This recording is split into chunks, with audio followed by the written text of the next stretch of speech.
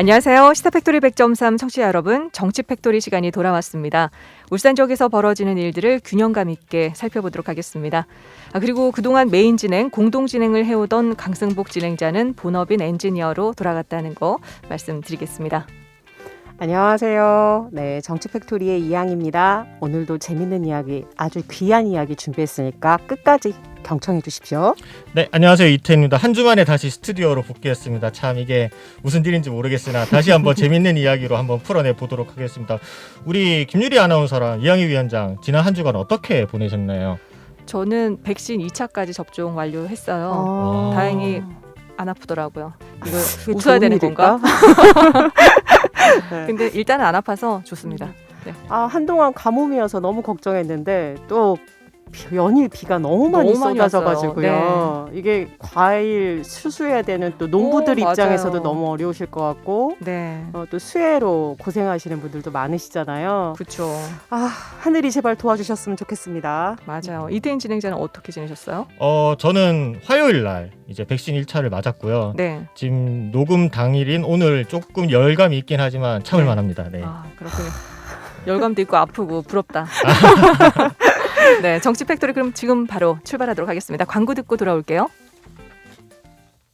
모두가 만족하는 아파트 체크포인트. 하나, 유초중고 원스톱 교육환경. 둘, 바로 앞 둘레길 체육공원의 쾌적자연. 셋, 부산과 울산을 잇는 쾌속교통. 다양한 호재가 어우러진 빛나는 미래가치. 양산 코아루 에듀퍼레 055-387-1118 한국토지신탁. 서울특별시 용산 IDC 센터. 예, 근데 여긴 뭐 하는 데니? 우리나라 중요한 데이터를 여기서 지켜요. 해외로 보내는 게 아니고? 네, 다 여기 있어요. 클라우드에 안전하게. 그래, 내 데이터는 내 나라에 둬야지. 원더풀이다, 원더풀. 디지코 KT 든든하다 얘.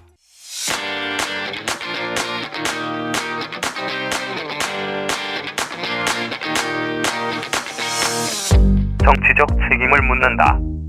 시사 팩토리 100.3 목요일 코너. 정치 팩토리.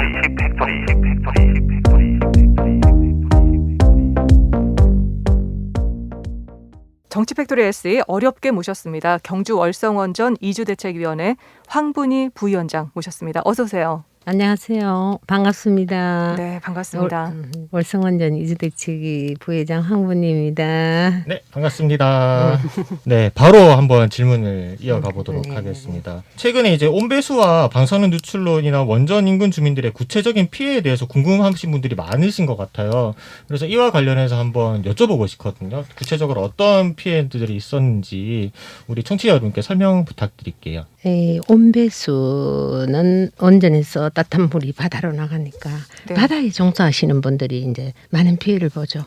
이제 고기나 뭐 이런 게 조업하시는 분들. 물이 이제 온도가 올라가다 보면 고기들이 이제 늘 오던 고기들도 오지 않고 이래서 굉장히 바다에 종사하시는 분들이 굉장히 곤란한 이런 걸 겪고 있는 것 같아요. 네. 그리고 방사능 누출은 주민들 전체에 피해를 주고 있습니다. 네, 지금 방사능 누출로 인해서 주민들이 이제 아이나 그 엄마의 뱃속에서부터 벌써 삼중수소라는 방사능의 피폭이 돼가지고 태어나고, 아이고. 네, 거기에 사는 주민들은 100%의 주민의 몸속에는 삼중수소가 내부 피폭이 되어 있습니다. 그래서 원전으로부터 그런 주민들의 피해를 이제 많이 보고 있죠. 그리고 또 한 가지 더 피해 상황은 원전이 이렇게 이제 방사능이 나오고 위험하다는 것을 이제 자꾸 전국이 알다 보니까 그 재산이나 우리의 모든 뭐 이런 팔 수가 없어요. 사람들이 들어오지를 않으니까 거기에서 뭐 우리 재산을 내놓으려고 만약에 내부 피폭이 되어 있다면 우리는 뭐 원자력과 싸울 필요 없이 누가 살 수만 있으면 우리 나가면 되잖아요. 불안한 사람들은. 그런데 그렇게 할 수가 없어요. 그게 그래서 그런 피해들이 지금 굉장히 많습니다. 사실 울산 시민들 입장에서는 위험한 원전이 지어지면 당연히 국가에서 피해 보상금도 주고 또 보상을 받아서 다 이사를 나가셨을 거라고 상식적으로 생각하거든요.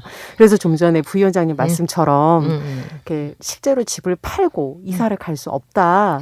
이 상황에 대해서 상식적으로 그렇게 이해가 되니까 국가에서 충분히 다 보상금도 주고 이주도 하게 도와줬을 것 같은데 라고 다들 생각하시거든요. 실제로 어떤가요? 아니에요. 지금 7년을 지금 오늘이 만 7년이에요. 앞에서 우리가 여기 더 이상 살 수 없다. 후쿠시마를 보고 모든 것을 봤을 때 우리가 여기 내부 피폭된 상태에서 내 어린 아이들 몸속에서 다 방사능이 누출되는데 누가 거기 살려고 하겠습니까? 그래서 살 수가 없으니까 우리는 내보내달라 한 지가 지금 만 7년이에요. 오늘이 네. 만 7년인데 하나도 처음 그네들이 월성원자력 그 분들이나 또 정부에서 하시는 분들의 말이 안 된다. 뭐 이렇게 법이 없다. 뭐 바나나 뭐 몇 개만 방사능밖에 안 되는 여기서 살아라. 멸치 뭐 이런 얘기들은 우리는 벌써 아마 5년 전부터 이런 얘기를 듣고 있었어요. 이번에 그런 얘기가 나왔지만 저희들은 벌써 그때부터 그 사람들로 인해서 그런 얘기를 듣고 있었어요. 네. 있으면서 괜찮다는 거죠. 응? 그러니까 이제 몸속에 있는 방사능도 기준치 미달이니까 살아도 된다. 괜찮다. 너 그럼 이주를 시켜주려면 법이 없다. 그래서 우리가 산자부에다가 이제 요청을 했어요. 국회나 이런 데서 내다가 뭐를 요청했냐면 우리가 살 수 없으니까 이주를 시켜라. 그럼 타당성 조사를 해봐라. 이주를 시키려면 어떻게? 그런데 산자부에서 나온 결과를 우리가 받아봤을 때 이거는 말도 안 되는 소린 거예요. 왜요? 왜? 원전 주민 5km에 사는 사람들을 전부 5개 원전 주민들 전부 다를 연 거예요. 여니까 그 돈이 어마어마한 게 제가 지금 그 돈의 액수를 뭐 87점 하여튼 그 우리가 생각할 수 없는 어마어마한 돈이 있어야만이 그 이거를 해결할 수 있다는 거예요. 그래서 안 된다는 거죠. 네. 우리나라에서 어떻게 감당할 수 없는. 월성원전에 사시는 나아리 주민들 관련 이주 대책을 마련했더니 대한민국에 있는 모든 원전의 주민들의 이주 대책 요금을 계산해서 이렇게 많이 드니까 당신들 요구 들어줄 수 없다. 이렇게 답변했다는 거죠? 네, 맞아요. 아이고야. 그렇게 답변이 그렇게 했고 또 한 손에서는 뭐냐 하면 네. 기준치를 들고 나오는 거예요. 다 앵무새밀로 법이 없다. 너가 국회에 가서 법을 만들어라. 국회에서 법 만들어주면 자기네들 이주 시켜주겠다. 법이 없어서 못 시켜준다. 그리고 또 기준치 미달이다. 자기네들이 정해놓은 기준치가 있잖아요. 뭐 세계 원자력학회에서 정해놓은 그 기준치에 미달하기 때문에 괜찮다는 거죠. 살아도. 그 얘기만 지금 줄곧 하고 있습니다. 10년째 듣고 계시네요. 네. 네, 참. 2011년도 후쿠시마 핵사고를 이제 전 세계 언론을 통해서 이제 생중계됐었잖아요. 이때 원전 인근 주민들이 겪은 공포는 좀 남달랐을 것 같습니다. 좀 당시 상황을 자세히 알려주세요. 뭐 주민들의 반응이나 그리고 한수원이나 그런 월성원전의 직원들의 태도나 이런 부분에 대해서 한번 우리 청취자분들께 좀. 이 후쿠시마 핵사고가 딱 나서 이제 중계를 했잖아요. 했을 때 이 후쿠시마 핵사고 나기 이전에 우리가 원자력 가에서 한 35년 동안에 원자력이 가동이 됐잖아요. 그러면 후쿠시마 나오게 한 지금 10몇 년째니까 한 20몇 년을 한 5년 정도를 그냥 우리는 원자력이 위험하다는 걸 몰랐어요. 그렇죠. 누구 하나 원자력이 위험하다는 얘기를 해주지 않았기 때문에. 그리고 처음 원자력 핵발전소가 들어올 때는 그냥 전기를 만드는 공장이라는 그런 그 하나의 인식이었지. 그게 뭐 주민들한테 해롭고 뭐 뭐 정부나 뭐 이 국민들을 나쁘게만 하겠느냐. 이래서 그냥 그분들이 하는 말을 듣고 그냥 그분들 하고 싶은 대로 다 따라준 거예요.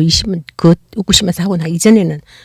그러나 후쿠시마 사고를 딱 겪었을 때, 자 우리는 그 사람들이 늘 하는 말이면 최고의 안전을 자기네들은 강조하겠고, 자기 원자력에 발전된 최고의 안전을 강조했고, 또 우리나라는 지진이나 절대 나지 않는다고 했어요. 네. 지진도 나지 않는다. 우리 지진 났잖아요. 2016년에. 네. 그래서 그리고 그런 얘기들을 주민들한테 늘 한 거죠. 뭐 그러니까 그래 이거는 안전한 거다. 네. 그래서 뭐 그냥 믿고 그냥 지금까지 이제 이렇게 살아온 거예요. 10년, 후쿠시마 사고 나는 이거 우리가 뭔가 쏟고 있구나. 우리가 뭔가 잘못 알고 있다. 분명히 뭔가가 원자력으로 인해서 그래 이제 생각하지 못했던 것들을 자꾸 생각하게 되는 거예요. 네. 쟤들이 원자력에 대한 얘기를 할 때 왜 좋은 얘기만 자꾸 했을까? 전혀 만약에 좋은 얘기가 있다면 아무리 좋은 물건도 잘못 쓰고 잘못 다루면 어떤 피해가 올 수 있잖아요. 그렇죠. 그런데 이 원자력도 마찬가지일 건데 왜 이 피해 주민들이나 이 잘못되면 어떤 사고에 대한 피해를 왜 얘기해 주지 않을까? 어떤 불명한 우리가 생각했을 때 그래 후쿠시마 했을 때 그래 저래 자연재해가 났을 때 네. 자기네들이 아무리 과학이 발달돼서 자기네들이 아무리 안전하게 관리한데도 자연재해는 이길 수가 없잖아요. 맞습니다. 그렇죠? 누가 자연재해를 막겠어요? 일본이 우리보다 원자력 산업이 뒤떨어져서 자연재해를 못 막았겠어요. 그래서 이건 아니다. 원자력에 대한 거를 다시 보게 된 거죠. 그때부터. 네. 그러면서 이제 전문가들한테 그래서 얘들은 방사능이란 것이 수시로는 절대 나오지 않는다고 했어요. 수시로 방사능은 절대 안 나온다고 했기 때문에 아니다. 이거 뭔가 방사능이 나올 수도 있어요. 전문가들한테 했을 때 더우는 경주 월성 원자력 중수로잖아요. 네. 내역이 중수로에서는 늘 방사능이 나온다는 걸 얘기를 했습니다. 아이고. 말을 바꾼 건가요? 그렇죠. 그건 몰랐죠. 우리는 그랬는데 그 말을 듣고 이제 우리가 내부 피폭을 조사한 거예요. 네. 정말 나온다면 우리가 건강 몸이 어떻게 돼 있을까 네네. 했을 때 이 검사를 했을 때 그때 5살 아이하고 80세 네. 한 40명이 소변을 받아서 했을 때 그래도 우리는 그래 괜찮아야지. 정말 우리가 삶의 터전이잖아요. 그러니까 네. 괜찮아야지. 괜찮기를 정말 한 달을 피마르게 정말 이걸 아니면 어떡하냐. 네. 정말 괜찮아야 된다. 뭐 이런 고민 속에서 한 달인데 그 결과지를 받아지는 순간 정말 이 모든 세상의 모든 것을 다 잃은 것 같은 느낌. 네. 내가 거기서 내 손자를 키우고 내 자식을 키우고 거기서 살려고 했는 것들이 하나의 희망이 다 무너지는 네. 것 같아요. 네. 정말 그러면서 그거보다는 내가 내 손자를 말이지 지금 5살 손자를 여기 놔두고 키우고 있는데 얘는 어떡하느냐. 그래서 그때 제가 갑상선 암 수술을 했거든. 했을 아이고. 때 네. 그래 내가 25년을 살았어. 갑상선 암이 걸렸다면 내 이 손자도 지금 당장 정말 방사능이 어떤 딴 거와 같이 뭐 어떤 식품 같은 뭐 상해서 못 먹으면 내 몸속에 들어가면 당장 어떤 반응이 온다면 네. 사람들이 그래 너 잘못됐다고 자꾸 하겠지만 이거는 금방 들어가서는 큰 반응이 없어요. 몇십 년, 10년이 있다가도 올 수도 있고 20년 네. 그러면 얘도 한참 30대, 20대 내 같은 걸 겪지 말라는 그렇죠. 암이 걸리지 말라는 그때 맞아요. 그 불안한 거 그러네요. 정말 말할 수 그러면 없었죠. 2011년에 후쿠시마 핵사고 때문에 주민들이 위험성을 자각을 하신 거잖아요. 근데 그 이후에 2016년에 지진이 있었잖아요. 경주 대지진 5.8. 그때 상황 어땠었나요? 그때 지진이 일어나고 나선 이제 더 불안하죠. 후쿠시마 났는데 우리가 지진이 없다 했는데 5.8이 났잖아요. 나는 그때 정말 나는 아무 참 믿음이 없는 사람인데 정말 하나님 감사합니다 소리가 절로 나왔다고요. 왜? 월성 원자력이 지진 대비가 6.0입니다. 네. 5.8이 났잖아요. 네. 거기다가 조금만 더 강도가 셌다면 원자력 일본하고 똑같은 상황이 올 수도 있다는 거죠. 너무 감사합니다는 소리가 절로 나왔어요. 그 상황에서도 또 감사를 하시는 우리 부위원장님이시네요. 네. 네. 아유, 너무 정말 안타깝습니다. 네. 이만큼 요 정도에서 멈춰줘가지고 너무 감사하다. 네. 이거는 누구도 할 수 없고 하나님이나 이 일을 할 수 있는 거 아니냐 네. 이런 생각이 들더라고요. 그래서 참 그때가 마지막이었으면 했는데 예, 2017년에 또 포항에서 지진이 있었잖아요. 그러니까요. 그리고 보니까 이장섭 더불어민주당 의원이 공개한 자료 보니까요. 지난 10년 동안 월성 원전 30km 이내에 226건이나 지진이 네, 있었대요. 났어요. 그렇게 많이 계속 났어요. 여진이 계속 나왔어요. 네. 그래서 진짜 경주 지진, 포항 지진 이후에 원전 인근 지역 주민 피해 최소화를 위해서 한수원이나 정부가 마련한 대책, 방안 이런 게 좀 있나요? 그건 없어요. 에? 주민들한테 아무것도 없어요. 처음이나 여기는 자기네들 괜찮다는데 지금도 안전하다는데요. 지금도 안전하다는데. 6.0이 한계인데 5.8 지진이 들이닥쳤는데도 안전하다. 그러면서 이제 이제 지진은 약간 강화를 한다 하더라고요. 이제 근데 내진 설계를 더. 그래서 그때는 또 그게 우리가 전문 지식이 없잖아요. 그냥 시골 사람이다 보니까 그래 뭐 6.0인데 한 7.0이나 뭐 또 7.5를 더 높이면 지진이 또 와도 괜찮겠다 이랬는데 어느 순간 또 가만히 생각하니까 아니 지진 대비는 건물을 지을 때 하는 거 아닌가? 맞습니다. 그런데 다 지어놓은 건물에다가 어떻게 거기다가 지진 대비를 7.0으로 할 수 있는가? 그게 또 이 사람들이 궁금하네요. 저도 궁금해요. 또 속이고 있는 게 아닌가 주민들을 안심시키는. 그래서 어떤 또 이 전문가들한테 또 물어봤어. 이걸 탈 수 있나? 그건 할 수 없다는 거죠. 지금 6.0으로 지어졌는 거를 어떻게 물론 뭐 조금 이제 그건 할 수 있지만 그래서 그분의 하는 말이 그 사람들 얘기는 6.0으로 지었지만 7.0이 오더라도 우리 완전 괜찮다. 안전하다. 그 얘기라는 거죠. 어떤 근거로요? 근거도 없이 뭐 근거는 거긴 있겠지만은 충분히 자기네들은 인근 지역 주민들을 설득할 만한 근거는 그렇죠. 사실 아니었다는 거겠죠. 정말 너무 안타깝네요. 눈 가리고 아웅도 아니고 일단 상황이 생길 때마다 임기응변식으로 한수원이나 월성원전이 대응하고 있는 게 아닌가라는 의심이 좀 드는데 부위원장님 남태재 감독의 영화 얼성을 보면 그 영화에 주민들이 다 등장하시잖아요. 전 좀 깜짝 놀랐는데 주민들 대다수가 갑상선암 수술 자국이 있더라고요. 다 했어요. 부위원장님도 마찬가지고 그래서 암이나 백혈병이 이렇게 흔한 질환이 아닌데 이 암이 이렇게 많을 수 있나? 이 중대질환인 암이랑 원전이랑 상관관계가 있는 거 아닌가? 이런 의심이 좀 전 들던데 어떠셔요? 실제로 그런 역학조사도 진행하고 계시죠? 예, 지금 이제 원자력에서 방사능이 삼중수 한 가지만 나오지 않잖아요. 그렇죠. 방사능 종류가 100몇 가지 엄청 많은데 그 중에서 우리가 삼중수라는 하나만 우리가 검사할 수 있는 것만 하나만 했단 말입니다. 한 개만 했고 그 나머지는 지금 어떻게 나왔어? 나오는지 안 나오는지 뭐 그것도 모르죠. 누구 하나. 그런데 이 갑상선 암만은 서울대 백도문 교수님이 여기에서 이제 추적 암 환자들의 추적 검사 뭐 이렇게 자기가 모든 이 역학 조사를 했을 때 타 지역보다 한 2.5배 핵발전소에 가까이 살면 갑상선암이 온다는 걸. 그런 어떤 걸 해서 우리가 공동 소송을 하고 있는 거잖아요. 어쨌든 상관관계가 있다고 보는데도 이제 한쪽은 있다고 보고 한쪽은 아니라고 보는 거죠. 여전히 또 기준치이다 이런 얘기 하겠네요. 한수원은. 기준치 따지죠. 그러면 또 2020년 10월 27일에 이제 노컷뉴스를 보면은 환경부 주도 주민건강 역학조사가 진행된다고 하더라고요. 또 현재 어느 정도 진행된 건지 또 결과에 따른 대책은 무엇인지 좀 알고 싶습니다. 그래서 우리가 줄기차게 이제 정부에다 대고 주민 건강 역학 조사라도 해줘야 되는 거 아니냐. 정말 여기 살았어.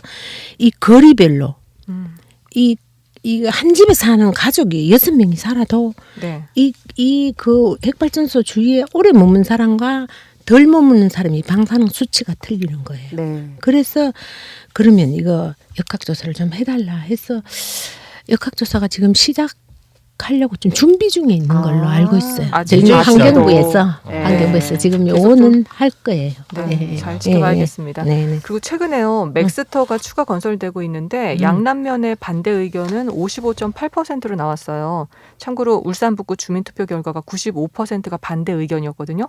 원전으로 인한 피해가 많다고 주민들이 느끼지만 맥스터 건설 반대 입장은 생각보다 높지가 않더라고요. 이거 되게 궁금해서 왜 이래요? 창피한 일이.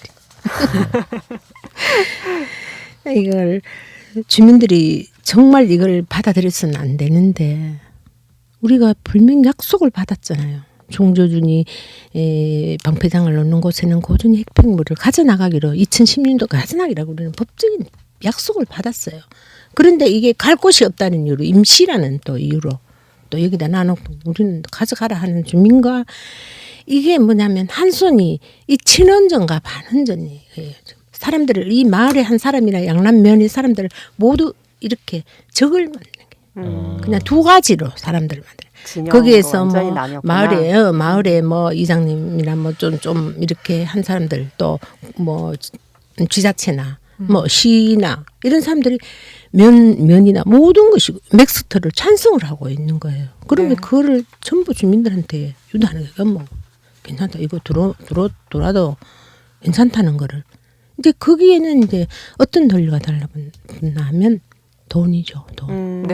지원금. 그러니까 사실 MH경제연구원에 의하면 20대 국회부터 원자력 발전 관련 지역자원 시설세 개정안이 정말 많이 발의돼서 타당성 검토를 했는데 사실 현행 세율을 높이는 방안도 지자체별로 별도의 지방세 신설하는 방안도 장기적인 관점에 신중할 필요가 있다라는 게 연구원의 연구 결과고요.